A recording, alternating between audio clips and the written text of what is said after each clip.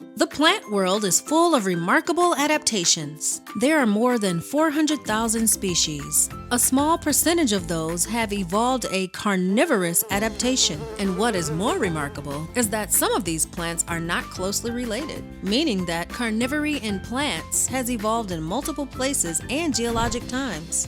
There are 1,000 or so species of carnivorous plants. Carnivorous plants lure, capture, and kill their prey. The prey is then digested and nutrients are absorbed by the plants. To be considered a carnivorous plant, the plants must derive a significant amount of their nutrition from prey. Carnivorous plants are not performing magic since many non-carnivorous plants have similar adaptations. Carnivorous plants use attractive scents, colors, and nectar to entice their prey. Carnivorous plants do not use flowers as traps. Instead, their specialized leaves are the traps. While the traps of the Venus flytrap are snappy and well known, there are others, and some don't even move. A pitfall trap used by pitcher plants and carnivorous bromeliads have leaves that form a fluid-filled well in which organisms fall into. Once inside, the slippery sides prevent them from escaping. For some, the liquid is mostly rainwater. For others, it is digestive enzymes that help break down the meal, which usually include small invertebrates. Nepenthes raja is one of the largest carnivorous plants in the world. At this size, they can eat a few small mammals a year. A variation of the theme of pitfall traps are lobster pot traps. These are found in Genlesia and in 2 North American pitcher plant species. Instead of gravity, these traps have an easy-to-find entrance and hard-to-find exit. Darlingtonia and Sarracenia psittacina have an opening that is dark, while the rest of the trap has light coming in through white cells. The prey, which range from crawling and flying insects in Darlingtonia and aquatic species for waterlogged Sarracenia psittacina, get disoriented by the windows and find themselves deeper into the maze.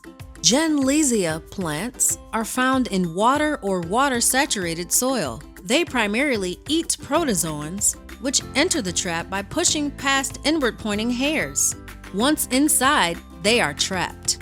Sarracenia psittacina uses a similar concept, where hairs in the neck of the trap allow prey to move only towards the digestive enzymes.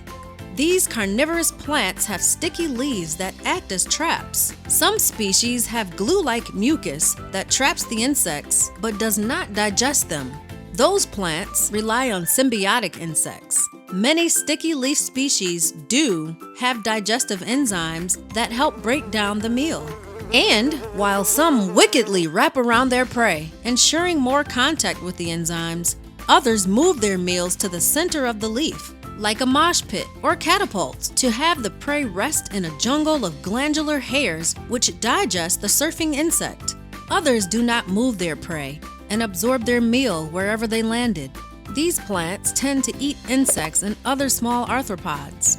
When grown indoors, they are known to devour fungus gnats and fruit flies. Utricularia have a suction trap. This group has species living as epiphytes in soggy soils or freely floating in bodies of water.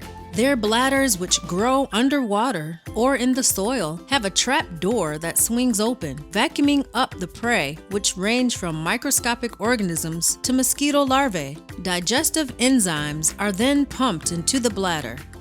Most carnivorous plants live in the nutrient-poor soils, where many non-carnivorous plants do not thrive.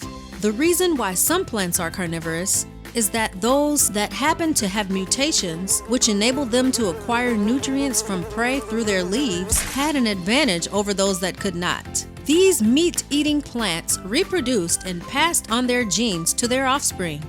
It's not a surprise that gardeners, educators, and scientists are fascinated by these unique plants. The International Carnivorous Plant Society, or ICPS, not only love these plants, but welcomes growers just getting started all the way through professional scientists. The ICPS even started an annual World Carnivorous Plant Day to celebrate them. The free online event is held the first Wednesday of May. Take a look around our website and you'll find historic documents about carnivorous plants, growing guides, free educational resources, and more. Have questions? Ask. We don't bite, but our plants do.